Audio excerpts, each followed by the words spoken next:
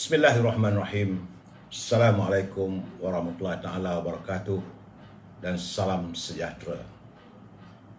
Salam pertemuan, salam awal September. Apa khabar saudara semua? Saudara Mustafa Ilyas, saya mendoakan anda bahagia. Saudara Mustafa Ilyas orang pertama muncul. Saudara Muhammad Rizwan, waalaikumsalam. Saudara Strong BP, Strong BP ni ribut. Saudara Tengku JB, saudara Khairul Paklang, Asnadi Sulaiman, apa khabar saudara? Abdul Hadi Sharif, waalaikumsalam. Yahya Abdul Rahman, saudara Azhar Aziz, Openg Temu, Kasim Madin,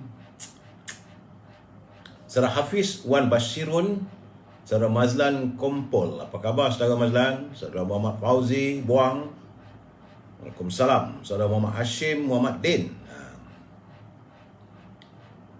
Yahya Abdul Rahman, terima kasih hadir ya. Saudara Abu Nems, saudara Harun Muhammad, saudara Haji Azhar Abdul Manaf, saudara Hairman Ben, saudara Nur Maria, apa khabar Nur?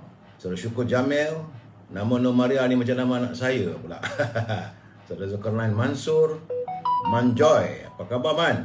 Moga sihat ya. Saudara Fuad Rahman, malam ni makan apa? Lama tak tanya saudara Fuad Rahman ni. Beliau dulu dekat TV3. Saudara Muhammad Rosli, Said SU, saudara Muhammad Nazir, saudara Puan Nur Rafiah Samad, Romzi Tokdi, Niza Cikmat, serta teman-teman yang tak sempat saya santuni ya. Saudara Colin Razaro akan saya santuni usai pencerahan saya malam ini. Baik saudara, hari ini tanggal 1 September 2021, saya harus melaporkan kedudukan COVID-19. Nampak gayanya ada sedikit penurunan hari ini, iaitu semalam 20,897, lebih kurang dalam 2,000. Kerana hari ini 18,762. Jumlah keseluruhan warga kita yang telah pun dijangkiti oleh virus corona berjumlah 1,765,016 orang. Dan angka kematian hari ini adalah sejumlah 278 orang, yang mencatatkan jumlah kematian sudah 16,942. Ramai saudara ya. Ramai juga kalangan saudara yang kehilangan sahabat andai, saudara mara, ibu bapa ya. Itulah keadaannya, nak buat macam mana saudara. Sebab itu saya sentiasa berpesan agar kita sentiasa menjaga kebersihan diri kita, penjarakan sosial, serta kalau boleh tak perlu keluar rumah. Kita duduk di rumah, jaga kesihatan, kita jagalah keluarga kita. Saya pun batuk juga, mungkin makan buah mangga ni.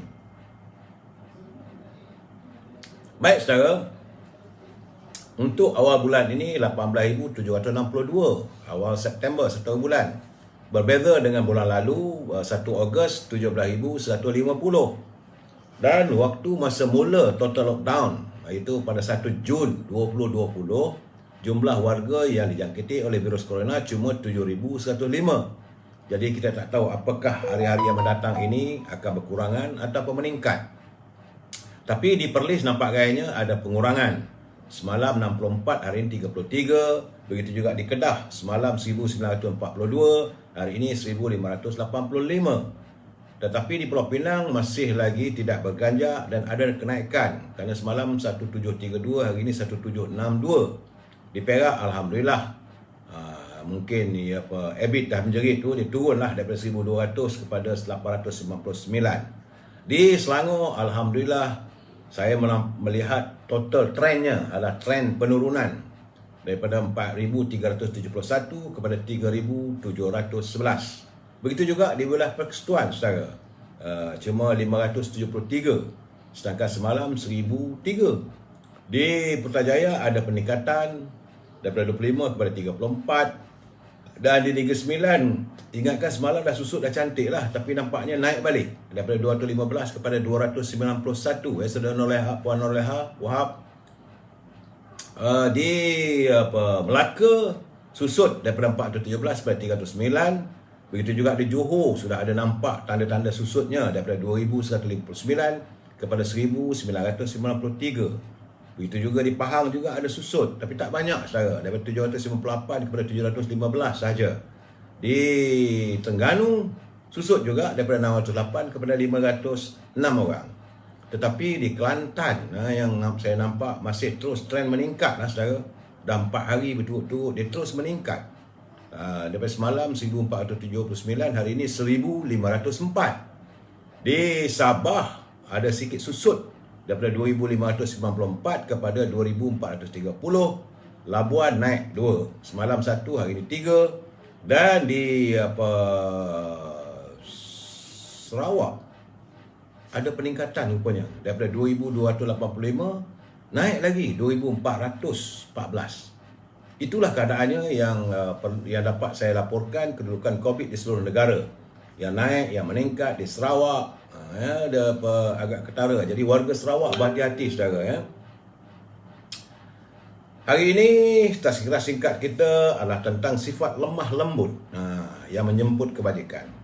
Daripada Jarir radhiyallahu anhu, beliau berkata bahawa baginda Nabi Muhammad SAW bersabda, mafhumnya barang siapa dijauhkan dari sifat lemah lembut, itu berkasih sayang, bererti ia dijauhkan dari kebaikan. Ini adalah hadis riwayat Muslim yang ke-4694. Statusnya adalah hadis sahih. Nabi Muhammad SAW menuntut agar kita sentiasa berlemah lembut. Kerana sikap lemah lembut itu adalah merupakan salah satu sikap atau sifat yang terpuji. Orang yang dijauhkan dari sifat lemah lembut ataupun kasih sayang, berarti ia dijauhkan dari kebaikan. Oleh itu kita harus menjadi orang yang memiliki sifat lemah lembut dan sentiasa berkasih sayang. Nescaya pelbagai kebaikan akan dianugerahkan ilahi, seperti anugerah nikmat iman dan nikmat Islam, nikmat kesihatan, nikmat rezeki, dan dijauhkan musibah serta masalah-masalah yang lain. Jadi setiap Muslim perlu sentiasa bertingkah laku dengan lemah lembut, bukan dengan menunjukkan kekerasan, dengan kesombongan ataupun keangkuhan. Allah Subhanahu Wa Taala berfirman, maksudnya daripada surah Ali Imran ayat yang ke-159. Menurut Al-Quran, ayat Ali Imran itu, maka disebabkan rahmat dari Allah lah kamu berlaku lemah lembut terhadap mereka. Sekiranya kamu bersikap keras, lagi berhati kasar, tentulah mereka akan menjauhkan diri kamu dari sekelilingmu. Itu Allah menegur kita untuk kita sentiasa bersikap, sentiasa berlemah lembut. Jadi jangan sampai kita dijauhi daripada segala kebaikan dengan sebab tidak memiliki sifat lemah lembut ataupun berkasih sayang. Saudara, hidup ini kena sentiasa dalam keadaan berkasih sayang. Saudara, jangan kita memperlihatkan sifat yang angkuh, yang keras, yang sombong. Mutiara kata kiriman saudara Hibil Hasan. Apa khabar saudara Hibil? Beliau saban hari saudara Said Mustafa beliau mengirimkan kata-kata mutiaranya, disiplin diri adalah keajaiban yang mengubah usahawan biasa menjadi jutawan. Itu kata-kata daripada Dr. Newton Bremer. Maksudnya kalau kita tiada disiplin, susahlah nak jadi jutawan. Kalau saudara menjadi sebagai seorang usahawan, saudara berusahalah, saudara Durian Labu, Mizan, berusahalah untuk mendisiplinkan diri supaya kita boleh berjaya dalam apa saja yang kita lakukan. Kalau dalam kerjaya kita ada disiplin, mudah naik pangkat dan disayangi oleh orang atasan. Kalau kita melakukan usahawan, menjadi seorang usahawan, maka dengan disiplin dirilah kita boleh menjadi jutawan. Baik saudara, salam impian moratorium dan kumpulan wang simpanan pekerja RM10,000. Ingat saudara, kalau negara berbelanja tanpa had, tanpa kelulusan parlimen, maka negara akan muflis. Dan alhamdulillah, sebagaimana saya nyatakan semalam, Yang Berhormat Datuk Senator Tengku Zapro telah menyatakan bahawa pengeluaran wang simpanan pekerja sedang diusahakan agar penyimpan boleh mengeluarkan wangnya sejumlah RM10,000 secara tuntas. Bagaimanapun kepada mereka yang telah pun mengeluarkan lebih awal, maka dari jumlah RM10,000 itu akan dipotonglah. Artinya kalau dulu dah dapat RM2,000 ataupun RM1,000 ataupun mungkin ada RM3,000, maka baki daripada RM10,000 itulah yang akan dibayar. Itu kefahaman saya, dapatan saya, sebagaimana yang dinyatakan oleh Yang Berhormat Menteri Kewangan. Baik, saudara, tajuk perbincangan kita malam ini, mungkinkah UMNO dihukum lagi? Sebab saya terfikir tadi, sebab saya berbual dengan teman-teman, saya merasakan mungkinkah UMNO dihukum lagi? Sebelum saya memberi pencerahan ini, kita santun dulu. Apa kata pantun Pak Nazir? Menurut Pak Nazir, senang hati membaca hikayat, kisahnya tepat, tahan diuji. Pemimpin menghayati mandat rakyat, diharap dapat menunai janji. Jadi kita mengharapkan pemimpin yang baru, yang berada di anjung kuasa ini dapatlah menunaikan janjinya. Kata Pak Nazir lagi, susun bata penat dirasa, tersepak guri sebelah kiri. Haloba harta, pangkat kuasa, sebagai gari memasung diri. Gari ini yang selalu kita tengok yang polis duk tangkap orang, dia gari lah tu. Sebagai gari memasung diri. Jadi kalau pemimpin yang haloba, yang tamak pada pangkat dan kuasa, maka dirinya akan tersepit dan terikat bagaikan gari yang memasung dirinya. Terima kasih Pak Nazir atas kiriman yang cukup indah bahasanya, menegur kita dengan baik. Secara komit Saudara Abdul Halim Majid, Tok Wan Autelia, ini di Instagram, Saudara Figura Fellow. Saudara bercakap semalam banyak saudara figuran fellow dia bertanya tentang tanah-tanah di Raub. Jadi insya-Allah saya akan santuni satu persatu. Sabar saudara ya. Ya saudara figuran, kalau kerajaan yang sah pun boleh terlepas pada puak pintu belakang, ini kan pula pingat emas. Sebentar lagi saya akan santuni saudara. Bagaimanapun saya ingin memberi peringatan, sebab tadi saya dihubungi oleh peguam saya, sebab ada 3-4 keculipan yang keluar daripada YouTube. Dia kata apakah itu kenyataan sebenarnya? Saya kata bukan. Jadi kepada mereka yang menyunting semula live saya ini dan dimasukkan ke dalam channel YouTube, maka semua itu adalah tanggungjawab anda. Saya tidak bertanggungjawab.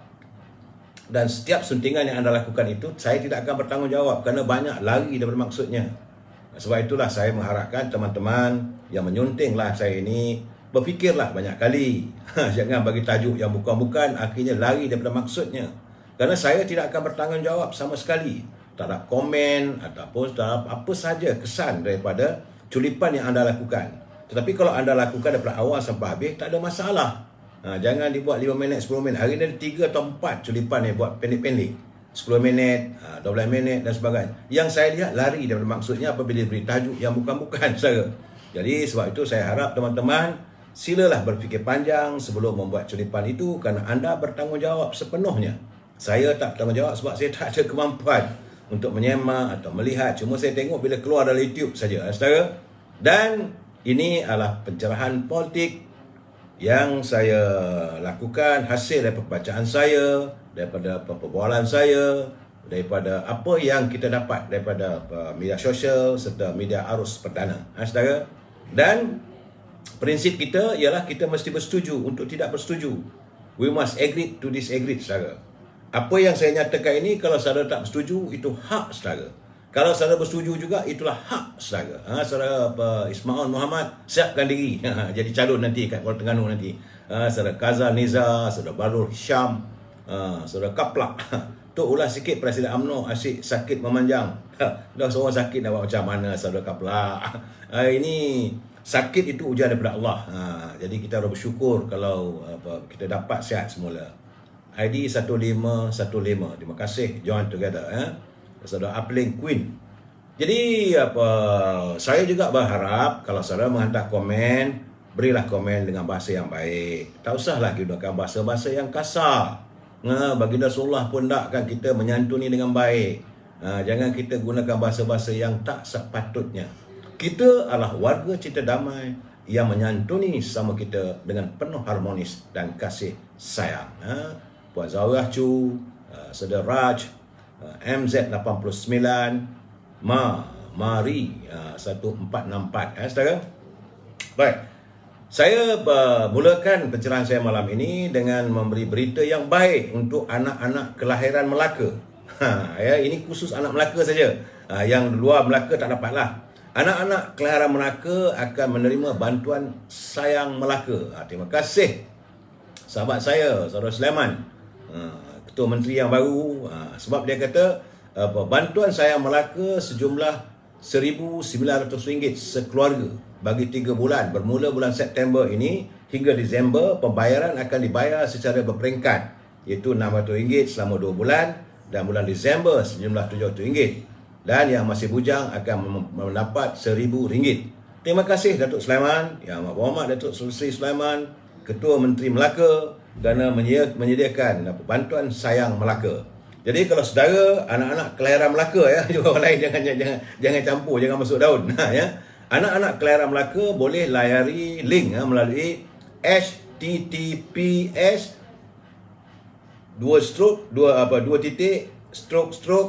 bit.ly/2vvmex6x besar. Saya ulangi sekali lagi untuk anak Melaka, https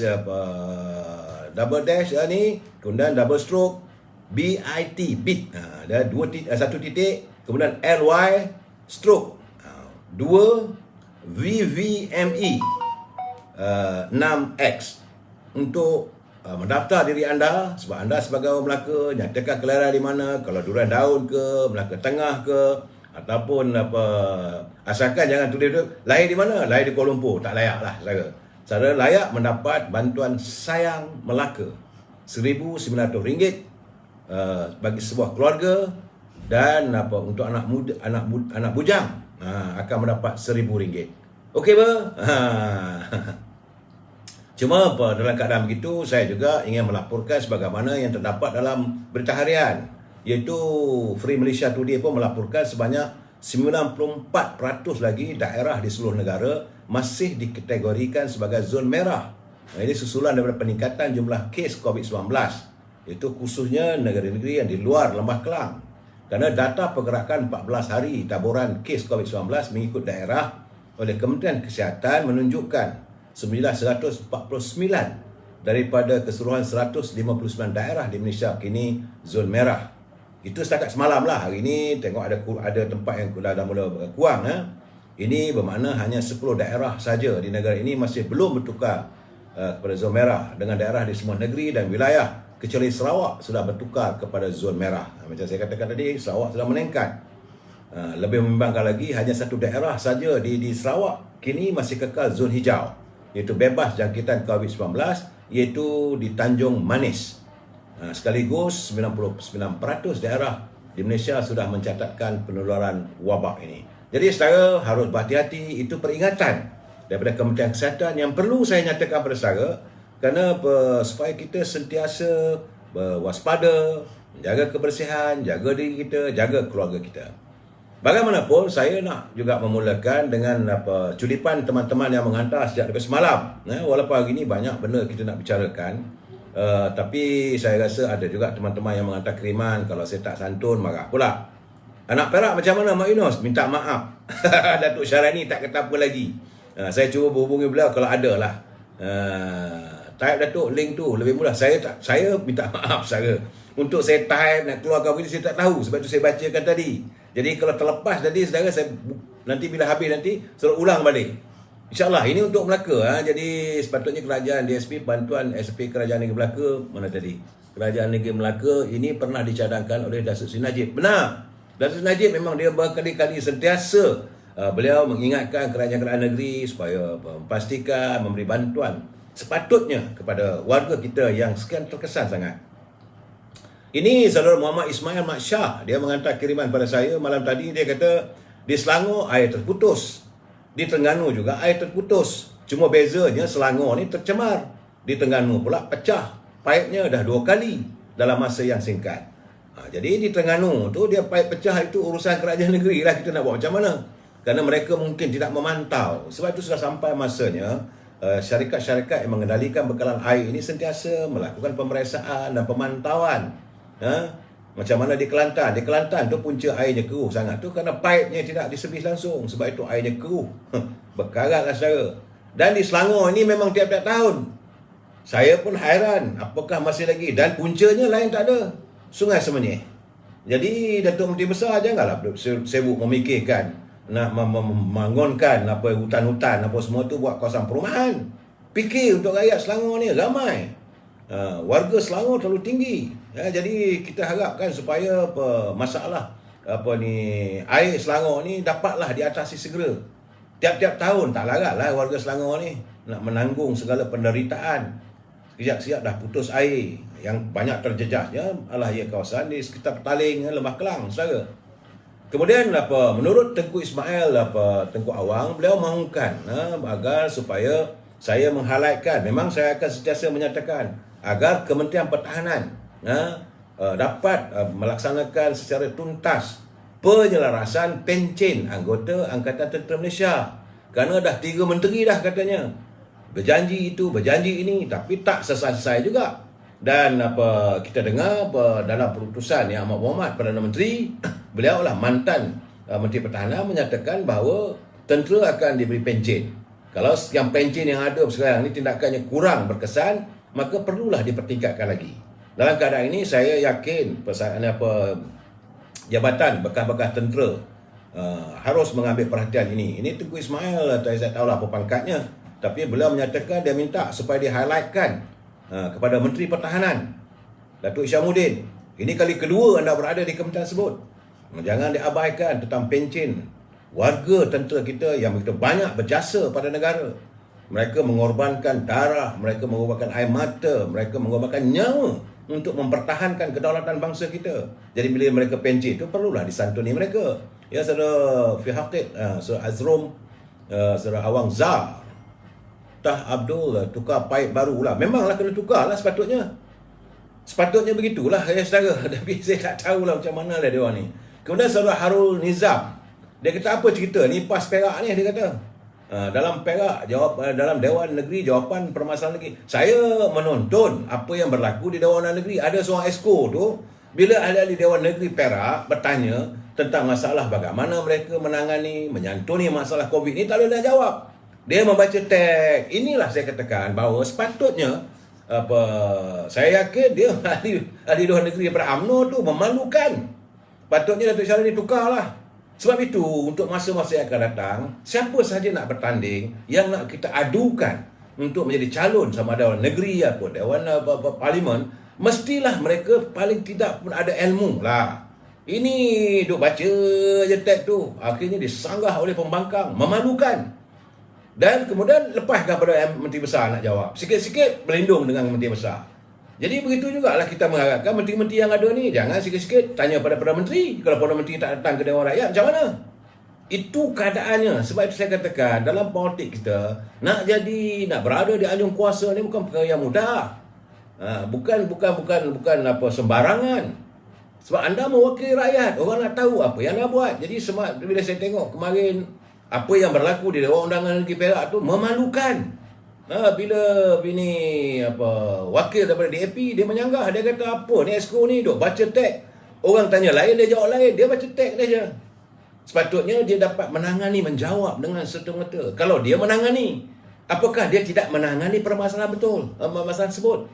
Saudara Guardian Leon, saya haraplah Datuk Syarani memikirkan semula tentang barisan esko yang berada di negeri Perak itu. Pilihlah orang yang betul-betul. Begitu juga kerajaan-kerajaan negeri. Saya boleh menegur untuk UMNO, yang lain negeri saya tak dapat. Itu Selangor ke, di Kedah ke, di Terengganu ataupun di Kelantan, itu urusan parti mereka. Saya boleh menegur pemimpin yang datang daripada yang pakai baju merah macam saya ni, baju UMNO. Warga UMNO, pemimpin UMNO perlu ditegur. Nak marah-marahlah. Saya rasa malu sangat-sangat. Sebab semalam bila saya tengok dalam YouTube tu, bila saya tengok dalam media sosial, malu terasa sangat. Saya orang Perak. Esko Kesihatan pula tu. Bila ditanya apakah perancangan, apa telah dilakukan, bagaimana pemberian vaksin, bagaimana tentang hospital. Dia tak jawab, dia baca entah apa benda dia baca pun dia tak tahu. Saya minta maaf lah daripada Yang Amat Berhormat Datuk Syarani. Saya nampak bahawa one of your EXCO fail. Cakap terus terang, nak marah lah. Saya juga tertarik dengan santunan daripada, yalah, nasib Perak begitulah. Dulu dapat menteri besar dia hilang. Hilang jawatan, peja. Kemudian dilantik sebagai apa ini, saya tengok dalam celipan kawan hantar pada saya, dia lantik pula sebagai penasihat Perdana Menteri dengan Perdana Menteri kuyuk. Dan bila dilantik saja sebagai Menteri Belia dan Sukan, emas yang kita dapat, yang kita perolehi dan rekod dunia dalam sukan Paralimpik di Tokyo pun lebuh. Memang orang bahasa kasar kata majai betul lah. Nak buat macam mana saya? Cak ayam, betul lah kakak. Memang cak ayam lah diorang semua ni. Saya agak tertarik dengan Shah Jun. Shah Jun dia kata, biarlah puntung tinggal sejengkal, asalkan arang tidak berpatah. Ini tinggi bahasanya tu. Dia menyantuni demi sempena hari kemerdekaan. Saya bersetuju bahawa memanglah, jadi sepatutnya pimpinan kena ingat, negara kita rosak kerana rasuah. Dan macam mana saya bertanya pasal tanah apa semua. Tanah-tanah tergadai juga kerana rasuah. Sebab itu kita perlu membersihkan jabatan kerajaan, agensi-agensi kerajaan, malahan pimpinan-pimpinan politik di semua perangkat daripada elemen rasuah. Saya bersetuju dengan usaha yang sedang dilakukan oleh sahabat saya, Datuk Usyamuddin Yaakob, daripada kumpulan Kerang Kraft. Beliau meneruskan usahanya untuk menentang korupsi. Jadi fokus dia menentang, sebab bila ada korupsi, segala-galanya rosak, binasa. Kemudian saudara Samsudin Saad pula dia kata, Datuk, dia kata, di abad sekarang ni amat susah nak cari wakil rakyat yang betul-betul berjuang untuk rakyat. Jadi kebanyakannya berjuang untuk tokeh-tokeh besar saja, kata. Pun saya bersetuju. Wakil-wakil rakyat ni, kebanyakannya rakyat melihat bahawa mereka lebih banyak menyantuni tokeh-tokeh besar. Sebab itu saya dulu pernah berurusan dengan pegawai-pegawai kerajaan. Ada, bukan tak ada. Saya mengalami pengalaman saya. Buat janji pukul 11, kita datang 10.45 kerana menghormati mereka. Sebab mereka adalah ketua jabatan. Kita datang 10.45. Pukul 10.55, tokeh masuk dengan seluar pendek aja. Tokeh itu disantuni lebih besar daripada saya sampai pukul 11.30. Geram juga artis, geram saya masuk tu. Dia kata, apa ni tuan? Tuan punya pemahaman dengan saya pukul 11. Saya datang pada 10.45 tadi. What so great about this tokeh? Dengan pakai seluar pendek je, tak menghormati jabatan tuan. Dengan muka tersengih, dia kata, tak apalah, sekejap lagi lah. Saya minta maaf lah. Saya pun tunggu balik. Saya tahulah bahawa masalah saya tidak akan dapat diselesaikan kalau adanya ketua-ketua jabatan yang bersikap begitu. Ini sebab itu kita mengharapkan agar pimpinan bukan hanya pimpinan politik, pimpinan jabatan-jabatan kerajaan berusahalah menghindarkan diri daripada terjebak dengan permasalahan rasuah ini. Saya setuju dengan pandangan daripada Saiful Azilah. Dia kata Perdana Menteri UMNO kenapa lambat sangat nak bagi bantuan. Saya katakan bukan lambat. Inilah hari pertama beliau masuk ke pejabat, berjumpa dengan semua kabinet. Dan kerajaan baru, Perdana Menteri baru, dia baru tukar saja. Dan hari ini beliau telah pun membuat pengumuman. Alhamdulillah. Bagi saya segeralah tu. Memanglah penantian itu adalah satu penyeksaan saudara. Saudara Yusri, penantian itu sesuatu yang menyeksakan. Orang yang ada di anjung kuasa mana rasa pun, kita yang terasa. Jadi bagaimanapun yang membawa Perdana Menteri telah pun mengumumkan bahawa beliau telah pun memberi peruntukan sejumlah 3.1 bilion untuk manfaat 10 juta rakyat yang dalam kumpulan B40 dan M40 serta golongan remaja, ya. Termasuklah ini termasuk segala macam-macam bantuan, iaitu tentang bantuan khas COVID-19 BKC. Jadi cuma apa yang saya harapkan, yang Mohd Perdana Menteri boleh umumkan, boleh sediakan dana. Menteri Kewangan kena buat follow up. Sebab kita mengharapkan agar agensi pelaksana benar-benar tuntas. Sebab di mana kabarnya arahan yang Mohd Perdana Menteri bermula 6 September. Jadi daripada 6 September ni terus masuk kalau mereka ada akaun. So kaki tangan kerajaan yang mengawasi, yang mengelola semua ni kena laksanakan dengan sesegera mungkin. Kalau boleh pagi 6 September tu terus key in agar rakyat dapat, sebab dah letih sangat ni. Rakyat dah lenjan, tidak mendapat bantuan begitu lama. Sebulan kita berbolak-balik. Saudara Mak Lela, bila ada korupsi pasti ada pembodik. Tapi kebanyakan bodik tak sedar diri yang dia pembodik. Tak itu. Saya setuju, saudara. Saudara Mak Lela, marah betul saudara Mak Lela. Dan saya mengharapkan agar kaki tangan kerajaan khususnya yang mengelolakan atau yang mengendalikan pemberian ini. So saya mengharapkan ini adalah era kepimpinan daripada Anjung Kuasa di Putrajaya, UMNO. Kalau terlaksana, UMNO juga dapat nama buruk. Jadi saya amat mengharapkan supaya apa yang kita alami 2 tahun yang lalu ataupun dengan pemberian setahun dulu era Kerajaan Perikatan Nasional, bila Perdana Menteri buat pengumuman benda ni tak terlaksana sepenuhnya. Ada yang dapat, sekarang ni dia kata 6 September. Sepatutnya selewat-lewatnya 10 September seluruh rakyat dah dapat. Carilah jalan macam mana pun. Saya tak tahu. Kalau tak dapat, saya kira kat saya memang malam-malam kita bantai lah. Nak buat macam mana? Saya tu kerja saya lain tak ada, menjerit aje lah. Kerja saya. Saya juga ingin menyantuni pandangan daripada saudara Judge Al-Amin. Dia kata tidak dinafikan kita juga kena sebab kehilangan tanah reserve Melayu yang tinggal 12%. Jadi katanya bila mau ditubuhkan jawatan kuasa untuk mengembalikan kehilangan itu. Ini semalam ada sahabat kita yang bertanya tentang tanah dan sebagainya. Dan saudara Judge Al-Amin, kita mengharapkan agar kerajaan negeri, sebab bagi kerajaan-kerajaan negeri, tanah-tanah ini berada di bawah pengawasan Datuk Menteri Besar. Ya, saudara. Tetapi untuk di bawah persekutuan ini, Ketua Setiausaha Negara. Siang tadi pun saya berbual dengan teman saya, tanah-tanah di bandaraya ini bukan kuasa Menteri Wilayah. Ini di bawah kuasa PTG, Pengarah Tanah dan Galian, serta chairmannya adalah pengurusinya adalah Ketua Setiausaha Negara. Jadi kita amat mengharapkan agar Ketua Setiausaha Negara, PTG, Pengarah Tanah Galian di seluruh negara dapat memikirkan bagaimana usaha kita untuk mengembalikan semula jumlah tanah reserve Melayu yang dah hilang ni. Kena fikir sebab dalam perlembagaan menyatakan ini samalah juga dengan 7 wasiat Raja-Raja Melayu dulu sebelum kita mencapai kemerdekaan. Tanah-tanah reserve Melayu ini kalau diambil untuk tujuan pembangunan hendaklah diganti semula. Kalau diambil kawasan Sepang, kena cari kawasan lain, kena diganti reserve itu. Dia tak boleh terbiar. Ambil ini kosong, ambil itu kosong. Akhirnya tak ada. Sekarang tinggal 12%. Saya saudara Judge Al-Amin, terima kasih saudara menghantarkan kiriman ini untuk kita menyantuninya. Saudara Wan Hizam, Menteri Kewangan yang sama, Rizak pun sama. Saya tak tahu yang itu. Tapi saya harap, ya Mak Perdana Menteri, you get the cane. Anda ada gotan. Gotan lah, aku tak betul. Saudara Mak Fuad. Saya rasuah ni memang. Kemudian saudara Muhammad Nizam Abdullah, dia kata buat perbandingan 60 tahun UMNO memerintah dan 22 bulan memerintah, itu Kerajaan Perikatan Nasional, Pakatan Harapan. Adakah boleh disamakan? Beliau minta mohon pencerahan saya. Saya katakan soal 60 tahun ataupun 22 bulan, bezanya memanglah jauh, saudara. Tetapi apabila sejak akhir-akhir ini keadaannya bertambah teruk. Yang dulu saya tak nafikan. Saya harus betul terang, saya tidak menafikan ada.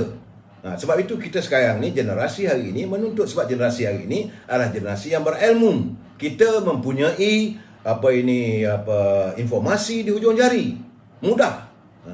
Saudara Talam Shah Saleh, Johor kena kelulusan dari Sultan Johor. Betul.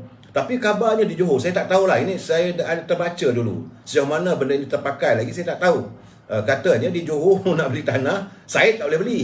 Orang keturunan saya tak boleh. Sebab Johor ada undang-undang khas tanah yang dipantau oleh baginda Sultan. Sebab nak memelihara 7 wasiat negara. Saudara Talam Shah, saudara Imran Masa, tanah negara Malaysia agung yang berkuasa. Sebab benar, tanah ini tanah milik raja. Kita ni rakyat raja. Itu keadaannya, saudara. Sebab itu kalau orang mengusik istana, kita cepat-cepat kena bangun mempertahankan. Jadi berhubung dengan persoalan yang diutarakan oleh saudara Mak Nizam Abdullah, bahawa tentang perbezaan antara 20 bulan dengan 60 tahun, saya setuju, bukan saya tak bersetuju. Tetapi masalah yang saya lihat, tadi pun saya ada berbual dengan kawan-kawan, saya kata masalahnya persepsi rakyat tentang kerajaan itu dia akan kaitkan dengan UMNO. Dia macam kita pisau ini pencukur. Bila pergi kedai, brandnya macam-macam brand, tapi kita akan minta pisau jilid ataupun nak bela cuci ubat gigi. Kita tak katakan minta ubat gigi daki ke close up, tak ada. Kita akan minta Colgate, brandnya Colgate. Jadi negara kita ni bila sebut tentang pimpinan negara, dia akan pergi pada UMNO. Jadi 22 bulan pun persepsi rakyat UMNO, sedangkan yang mengetahui orang lain. Saya tahu memang ada pimpinan UMNO yang terjebak dengan korupsi dan sebagainya, saudara. Jadi begitulah keadaannya sekarang ni, saudara. Saya agak khawatir sebab pendedahan daripada Ketua Pengarah Intelijen Angkatan Tentera Malaysia, Datuk Saleh, sahabat saya. Lama dah tak main golf dengan beliau. Jadi selaku pengarah intelijen mantan, dia bekas pengarah MIO, dia kata bahawa terdapatnya elit politik negara yang bekerjasama dengan pihak kuasa asing. Ini bahaya. Jadi saya mohon agar beliau segera menamakan atau mendedahkan siapa mereka. Sebab beliau sebagai Ketua Pengarah Intelijen tentulah ada. Ini kita tak boleh maafkan. Kerana bila tak menamakan siapa, susahlah. Ataupun dari parti politik mana. Jadi jangan biarkan orang menimbulkan persepsi yang bukan-bukan. Kerana bagi saya pengkhianatan seperti ini bukanlah perkara baru sebenarnya dalam negara kita ni. Saya, Kota Melaka tidak akan tumbang di tangan Portugis kalau bukan kerana pengkhianatan anak bangsanya sendiri. Tanpa Sikito dan Mamat Mandalia, empire kerajaan Melayu Melaka akan terus berkembang. Itu keadaannya, saudara. Begitu juga dengan penguasaan British kepada bangsa-bangsa kita dan pada negara kita. British berjaya menguasai negara kita dengan bantuan para pengkhianat. Hingga akhirnya muncullah wira-wira bangsa yang menuntut kemerdekaan. Jadi pengkhianatan ini terus berulang, saya. Dia tak berhenti. Sebab itu kita memerlukan anggota pasukan keselamatan, kita ada MIO, kita ada Special Branch, harus memburu mereka yang bekerjasama dengan pengkhianat-pengkhianat ini. Mereka ini perlu kita songsong. Jadi saya harap Datuk Saleh dapat memberi penjelasan siapa yang waktu dapatan beliau lah. Ini ceritanya masa silam, tak tahu siapa. Sebab kita tak mahu mereka ini bermerajalela untuk memperkotak-katikkan kedaulatan raja dan negara kita. Ini saya melihat satu kenyataan yang agak membahayakan, tetapi saya harap benda ini beliau kena bertanggungjawab atas setiap kenyataan. Jangan hanya sekadar melontarkan, sahabat. Saudara melontarkan depan begitu tapi tidak mana dia punya bukti. Kena benda ni, kita haraplah. Dan saya amat berkeyakinan pihak keselamatan kita mempunyai segala aparatusnya, segala kemampuan untuk menangkis segala kegiatan sebegini. Asalkan sumbernya ataupun orangnya nyatakanlah, saya tak tahu. Jadi anda yang tahu kena buat bekerjasama lah dengan pihak keselamatan, saudara. Sebab saya tengok FMT, Free Malaysia Today, melaporkan bahawa PKR dan DAP di awal-awal menafikan bahawa mereka menerima sebarang pendanaan daripada National Endowment for Democracy, MED.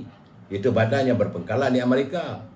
Pengarah komunikasi PKR, Parti Keadilan, Saudara Fahmi Fazil, dia kata beliau dan partinya tidak pernah menerima pembiayaan daripada NED. Malah katanya beliau tidak mempunyai maklumat berhubung isu itu. Dan menurut Yang Berhormat Saudara Fahmi Fazil, dia kata Datuk Seri Anwar Ibrahim ditahan di penjara untuk tempoh lama pada dekad lalu, manakala Siswa Agung Saifuddin Nasution juga tidak mempunyai maklumat mengenainya. Ini laporan Free Malaysia Today. Jadi begitu juga siswa antarabangsa DAP, Teo Ni Ching, dia kata sebagai parti politik ia tidak mengambil sebarang wang daripada organisasi berkenaan. Jadi ahli DAP mungkin, ini katanya ahli-ahli DAP mungkin menghadiri beberapa seminar anjuran organisasi asing melibatkan contohnya komunikasi yang berkesan dan kecelikan media sosial dan sebagainya. Jadi perkara ini kalau ada kerjasama mesti kena siasat lah, saudara, ya. Itu keadaannya. Saya memeranjatkan bila sahabat saya mantan Jeneral Saleh, beliau dulu sebagai ketua Perisikan Angkatan Tentera. Saudara, ini persoalannya, mungkinkah UMNO dihukum lagi? Ini ketakutan saya. Saya melihat perkembangan dalam UMNO ini adalah nampak perkembangan yang kurang sihat. Apabila pimpinannya Kita nampak sudah kembali perangai lama yang saya akan ulas nanti. Tapi saya suka santun ni sebab banyak tulisan hari ni. Apabila saya buat promosi, saya akan bercakap soal ini. Saya ingat ada dalam 1,500 apakah yang respon. Tapi saya minta maaf lah, saya tak boleh baca semua. Saya ambil 3-4 nama yang saya nak baca, yang kita boleh bincangkan. Iaitu contohnya saudara Uda Leman. Jadi kata Uda Leman, rekod dari Bloomberg menunjukkan Malaysia berada di tangga terbawah dari segi ketahanan melawan COVID. Lebih rendah dari Indonesia, India atau Thailand. Maka tiada istilah honeymoon pada mereka yang baru mengikat sumpah sebagai kerajaan di anjung kuasa di Sri Perdana. Lagipun katanya mereka ni bukannya baru kahwin. Ini dia refer pada menteri-menteri yang ada sekarang ni. Mereka baru saja rujuk semula setelah tempoh edah perceraian tamat. Jadi negara memerlukan pemimpin yang proaktif untuk menyelamatkan warga dari bencana yang sedang menimpa. Jadi macam bencana COVID-19 masih tinggi. Jadi daripada Kementerian Sains dan Teknologi, dia pindah pada Kementerian Kesihatan. Jadi, Khairi Jamaluddin kena melaksanakan tugas dengan sebaik mungkin. Kegagalan anda akan melampiaskan masalah itu kepada UMNO. Dan harga barangan masih lagi mahal. Ini kata daripada saudara Uda Leman. Lebih 800,000 rakyat sedang menganggur. Manakala nilai ringgit kita sudah tinggal 2 kupang dibanding dengan dolar Amerika. Lebih malang lagi, Malaysia katanya hilang pula emas di Sukan Paralimpik. Saudara. Nah, ini keadaannya, saudara. Saya mengharapkan dan saya yakin warga juga amat mengharapkan agar menteri-menteri yang baru angkat sumpah, yang baru masuk ofis mulai hari ini, jalankan tugas terus. Sebab anda pun, yang barunya pun ada 4-5 orang je pun. Yang lain tu sudah memang berada di anjung kuasa. Cuma bertukar kementerian. Tetapi apa yang dibincangkan dalam kabinet, maka benda yang sama jugalah masalah rakyat. Perlulah kali ini dengan secara jelas, tuntas dan bersungguh-sungguh mencari upaya bagaimana permasalahan ini dapat kita selesaikan. Saudara Hazil Khairi, dia kata terima kasihlah atas pencerahan setiap malam. Saya yang dulunya, ini kata saudara Hari, saya yang dulunya tak suka kalau topik politik.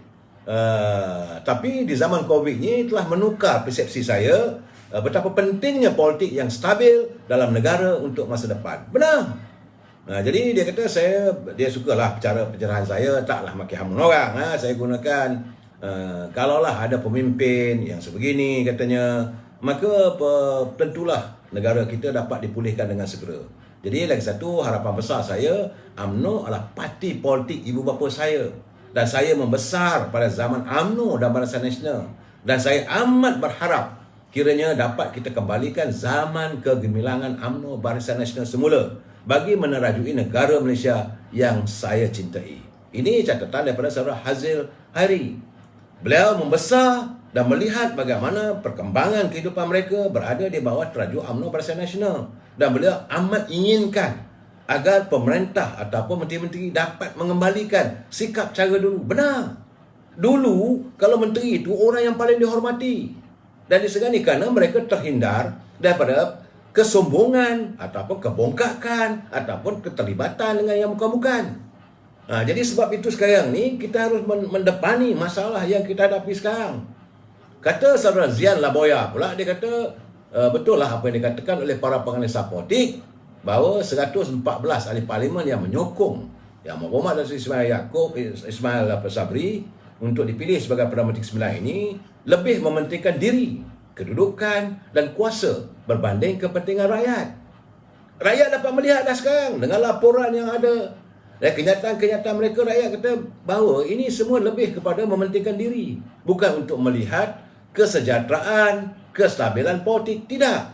Jadi pada pandangan mereka, jika 114 ahli parlimen benar-benar ikhlas meletakkan rakyat dan negara sebagai keutamaan berbanding kepentingan diri, maka kedudukan dan kuasa ini seharusnya 114 sebut memilih calon yang lebih berkelayakan, katanya.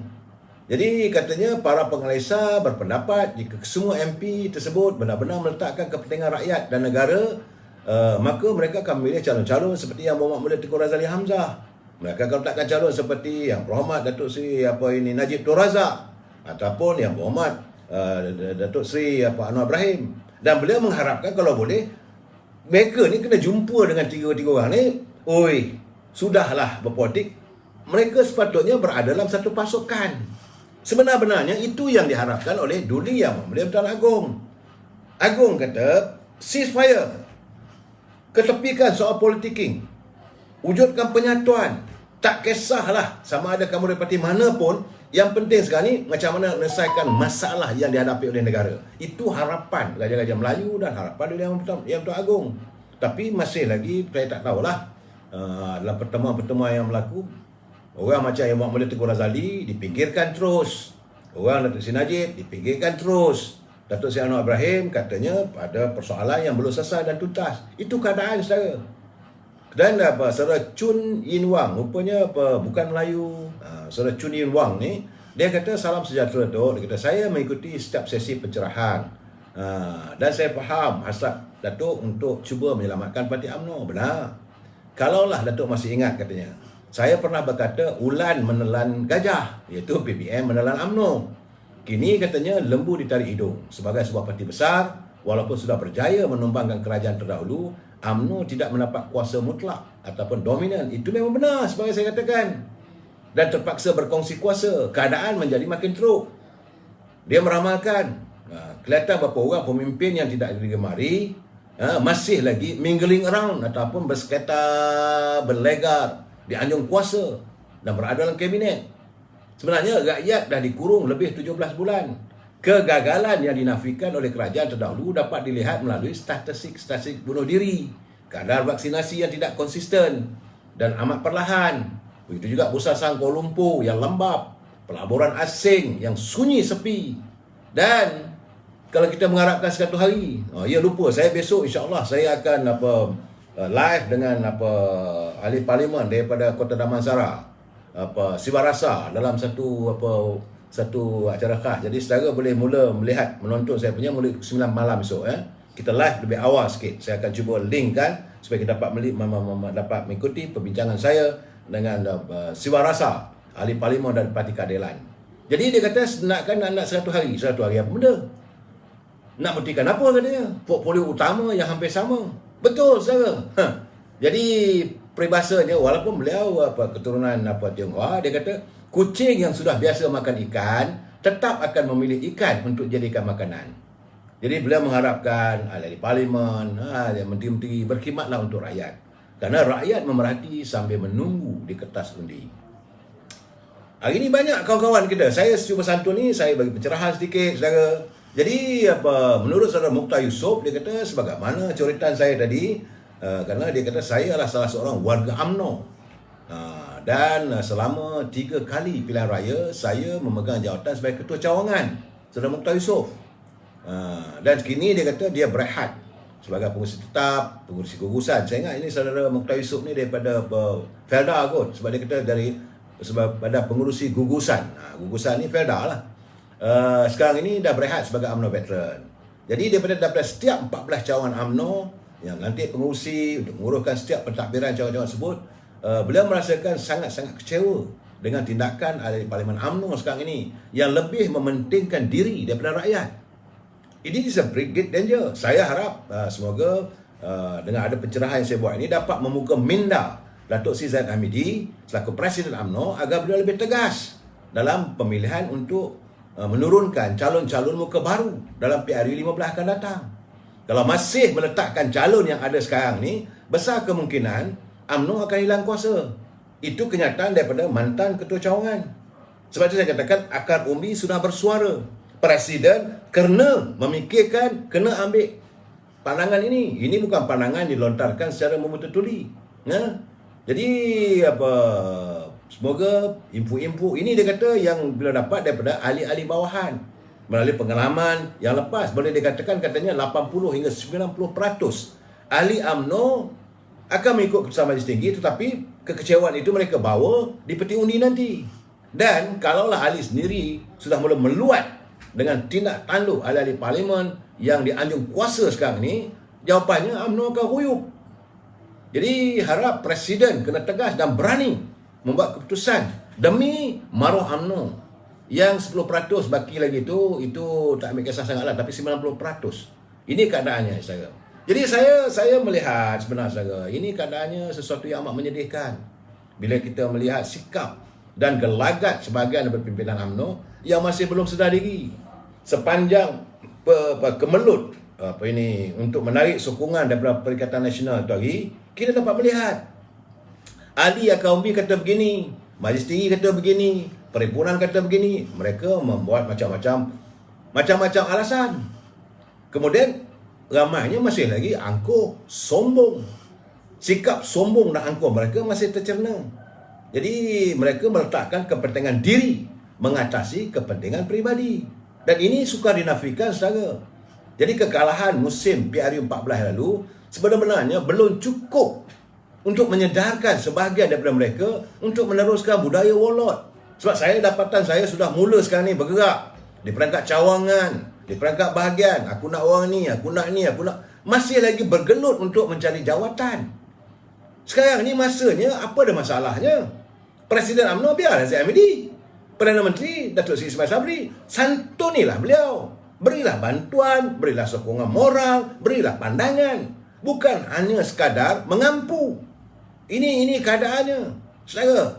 Dan mereka berlumba-lumba. Sebab waktu bila UMNO kalah, mereka lari. Bila UMNO sudah dilihat tidak mempunyai kuasa, mereka meninggalkan parti UMNO. Yang melompat, yang mencerca parti ini. Tapi hari ini sudah melihat ada nyawa baru, ada cahaya baru untuk UMNO. Dan mereka sudah mula datang balik. Bila datang ini, kalau sekadar datang tak ada masalah, membuat onar. Sebab itu saya amat menghormati teman-teman kita di Sabah. Walaupun 23 ketua bahagian melompat meninggalkan Batera UMNO, yang baru naik timbalan ketua bahagian, naik ketua bahagian, ketua pemuda, mereka menyantuni parti ini dengan penuh berusaha bersama-sama dengan Presiden. Dalam keadaan UMNO yang koyak rabak, UMNO yang hilang kuasa, UMNO yang dihina, UMNO yang dicaci, Presiden UMNO berusaha. Tapi mereka tak pernah terima kasih pun.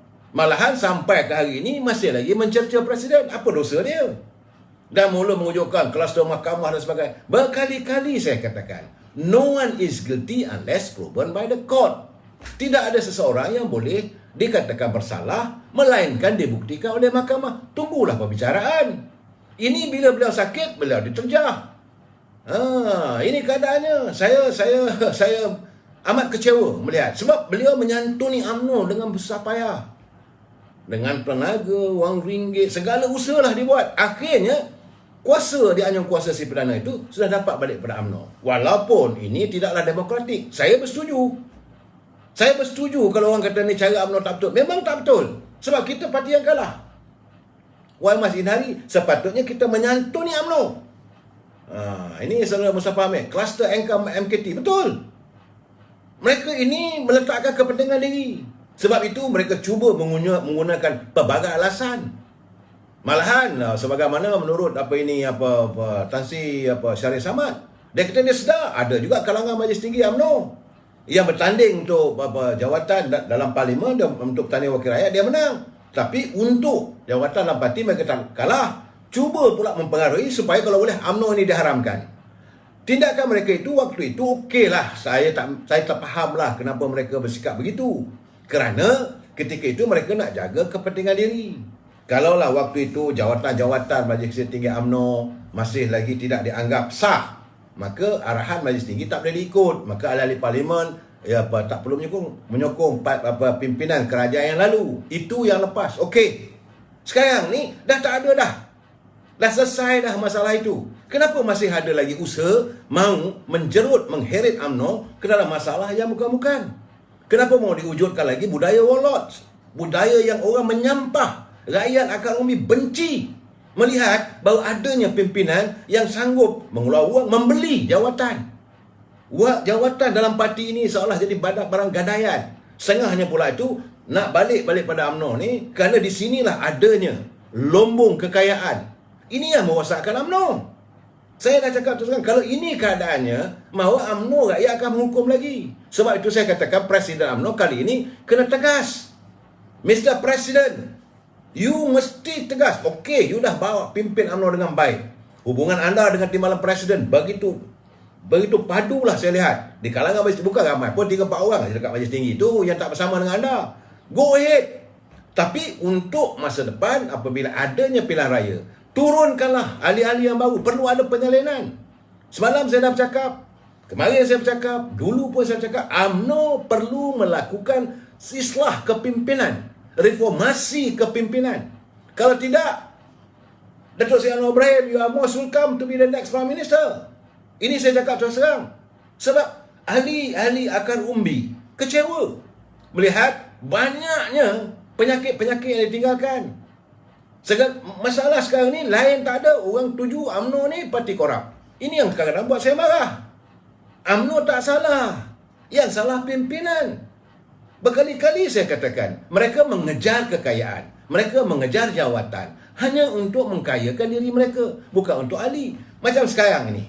Okey, Yang Amat Perdana Menteri datang daripada UMNO. Dah buat kenyataan bahawa 1,400-1,600 BKC akan disalurkan. Sepatutnya mereka di kawasan, di bahagian masing-masing. Di kawasan parlimen masing-masing. Bincang dengan Kementerian Kewangan, bincang dengan Lembaga Hasil Dalam Negeri, macam mana penyampaian nak disampaikan. Kalau kawasan dia ada 145,000, let's 145,000 people memperolehi peruntukan yang diwujudkan oleh kerajaan. Sepatutnya mereka kena berada. Hari ini ke, besok ke dia kena dah berada dengan pejabat daerah ataupun pejabat Lembaga Hasil Dalam Negeri, berbincang macam mana. Sebab peruntukan dah ada.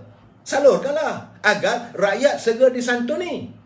Saya dah katakan dari dulu lagi, UMNO ni macam dia di Malaysia ni, bila kita bercakap soal politik, soal kepimpinan negara, orang akan semua fokus pada UMNO. Sebab itu tadi saya bercakap, oh jadi sekarang ni masalahnya UMNO. Yes, UMNO. Kalau pembaca sekarang ni, kerajaan Negeri Selangor, kerajaan Pakatan Rakyat, Perkara Keadilan, tapi orang kata UMNO. Bila sebut kerajaan, orang kata UMNO. Jadi image itu macam saya kata tadi, pergi kedai nak beli ubat gigi untuk gosok gigi, orang tak kedua nak beli daki ke, dali ke, kelusap ke, tak ada. Dia kata minta saya Colgate. Bukan brand ini brand yang lain. Tapi sebutannya lah Colgate. Begitu juga kalau nak besi pisau cukur. Misal jilet apa? Sikseng ke, sik ke apa, tapi jilet. Begitulah dari segi politik hari ini, orang melihat kepimpinan negara UMNO. Jadi kalau pimpinan UMNO cannot behave yourself, kalau UMNO tak boleh menjaga pribadinya, maka mereka tidak layak. Jadi Mr. President, sebelum kita dikantoikan oleh rakyat, sebelum rakyat memberi pengajaran sekali lagi, dulu pilihan raya dulu pun, ialah di samping segala tuduhan macam-macam yang dilontarkan oleh pembangkang, mereka yang dulu berada dalam UMNO, jadi akhirnya rakyat buat keputusan menolak UMNO. Apakah kali ini setelah kita berada kesempatan ini, kita nak biarkan rakyat menolak lagi? Sebab itu saya katakan, wang bukan segala-galanya. Jangan ingat taburan hamburan wang ringgit rakyat akan mengundi kita. Tidak. Rakyat dahagakan kepimpinan untuk melihat bagaimana kita menyantuni negara kita ini, kita mentadbir negara dengan sebaik mungkin. Dan saya juga melihat bahawa adanya elemen hari ini, kerjasama antara kaki tangan kerajaan, pimpinan kaki tangan kerajaan dengan pimpinan politik agak renggang. Kerana mereka sudah kurang ada hormat kepada pimpinan UMNO. Disebabkan pimpinan UMNO itu sendiri, kalau dia menjadi pengurusi pada sesuatu keputusan, mesyuarat apa semua, dia meletakkan elemen korupsi diri dia, nak meluluskan itu, meluluskan ini. Mungkin kerana dia ahli parlimen, ataupun ahli dewan negeri, ataupun dia esko kerajaan negeri. Bila dia turun ke bahagian-bahagian, dia turun ke pejabat daerah, tentulah Tuan Pegawai Daerah itu akan memberikan dia sebagai pengurusikan mesyuarat. Bila memberi pengurusarat untuk tender dan sebagainya, kalau dia letakkan kepentingan diri dia letakkan kroni dia hendakkan orang itu, orang ni, maka tentulah kaki tangan kerajaan terasa, sedangkan orang tak layak. Jadi sebab itu akhirnya kaki tangan kerajaan buat sepi. Ini yang sedang berlaku, yang saya perhatikan. Penghormatan kaki tangan kerajaan terhadap pimpinan politik jatuh meleset begitu teruk. Tapi mereka, dia ada servant of the day. Dia ada akan serve pada the government of the day. Hari ini, kerajaan hari ini, pimpinan UMNO. Tentulah mereka akan serve. Tetapi, apakah mereka akan bersama, bersetuju dengan pandangan kita? Ini perlu dihayati. Sebab itu saya katakan, Mr. President, Datuk Seri Zain Amidi, ayo jangan tunggu lagi. Mana wakil rakyat yang tak perform? Tukar. Macam saya katakan apa yang berlaku di Perak lah, memalukan. Jadi orang macam Datuk Sulaiman yang di Melaka, dia begitu patuh, begitu prihatin dengan kehidupan rakyat. Orang macam ni mesti dikekalkan.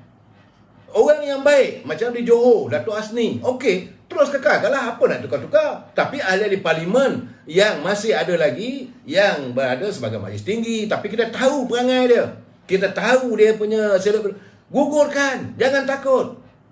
Saya tahu bahawa Presiden mungkin terfikir mungkin ada sabotaj. Rakyat tidak akan terikut dengan sabotaj pimpinan untuk masa akan datang.